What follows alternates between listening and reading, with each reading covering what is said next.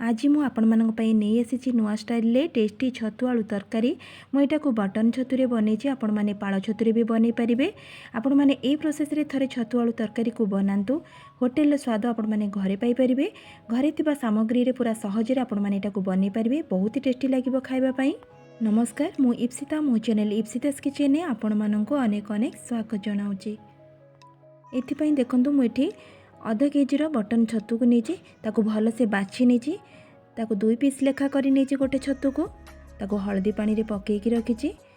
ये 3टी medium size आलू को चोपा छड़े क्यूब साइज काटिकी रखी।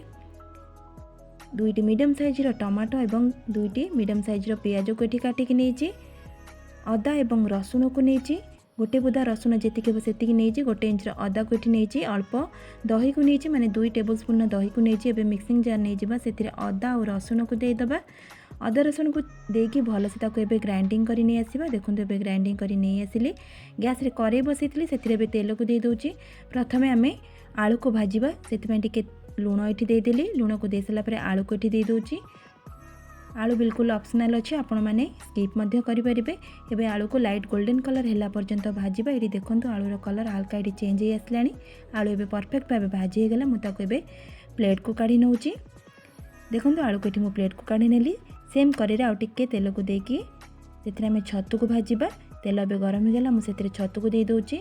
छतु को दे सारापर 1 टेबल स्पून ये गोलमरीच गुंड को दूची।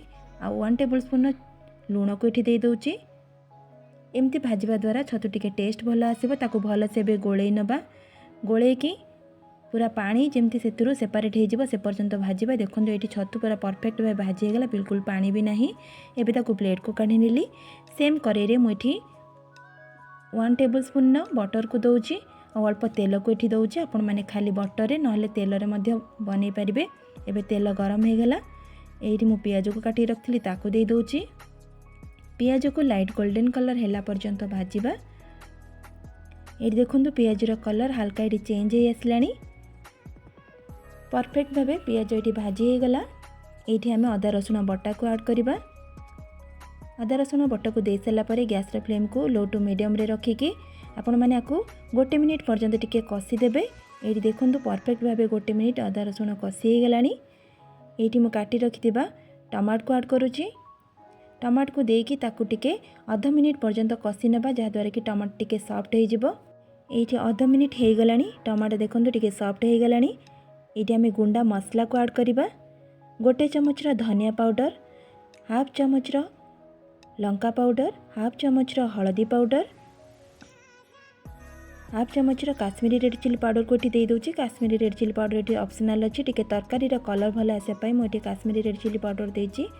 ताको एबे भल से मिसेकी मीडियम फ्लेम रे 5 मिनिट पर्यंत पूरा कषिबा जमती मसलारू पूरा तेल सेपरेट हो।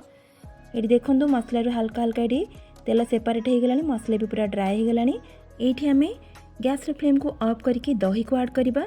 दही को दे सारापर ताको भल से मिसई नौची। आपण मैंने जदि गैस फ्लेम को ऑफ न करेंगे लो फ्लेम रे दही को दे पारे। ताको भल से मिसई नबा। मिसई सारापर ही फ्लेम को ऑन करूची। देखंतु एबे ऑन करी नेली। ताको पुणी टिके 1 मिनिट पर्यंत कषि नबा। ये परफेक्ट 1 मिनिट हो गला। आलू एवं छतु को ये देदेली। ताको भल से एबे पुणी आउ 1 ରୁ 2 मिनिट पर्यंत कषिबा। मसला को जेते कषिबे टेस्ट टिके भल आसीबो। तरकारी स्वाद अनुसार लुण को ये दे दूची। लुण को दे सारा पर देखो आउ टिके ताको कषि नौची। एबे मसला छतु आलू भल से कषि हो गला। ये आम पानी को ऐड करवा। ये मु 1 बाउल पानी ऐड करुँची। तरकारी बेसी ग्रेवी रहिबो नाही। आपण मानक जदि आउ टिके ग्रेवी दरकार आउ टिके पानी ऐड करेंगे। ताको एबे भल से मिसई नबा। मिसईकी मीडियम फ्लेम रे 5 ରୁ 7 मिनिट पर्यंत कवर करी नेबा। ये परफेक्ट 7 मिनिट हो गला। मु कवर को काढ़ी नेली।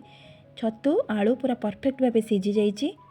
ये लास्ट रे कस्तूरी मेथी 1 चमच दे दूची। हाफ चमच गरम मसला को दे देकी ताको पुणी 1 मिनिट पर्यंत टिके फुटई नबा। ये देखो परफेक्ट 1 मिनिट हो गला। लास्ट रे आम काटी रखि धनिया पत्र को ऐड करवा। धनिया पत्र को दे देकी भल से ताको एबे मिसई नौची। ताले आपण माने देखिले मुझे नुआ स्टाइल छतु आलू तरकारी को बनै नेली। आपण माने थरे ए प्रोसेस रे बनांतु पूरा होटल तरकारी भली लागिवो खाइबा पई। रुटी भात एटा सबुथिरे आपण माने खाइ परिबे। जदि वीडियोटी आपण मानकु पसंद लागिथिबो प्लीज गोटे लाइक करि नेबे। एमती सहज आ नुआ नुआ रेसिपी देखिबा पई मो चैनल को सब्सक्राइब करबा को बिल्कुल भूलिबे नै। आपण माने निश्चय बनेबे। बनै सला परे आपण मानक मतामत मते कमेंट सेक्शन रे जणेबे। आज पई रहुची नमस्कार।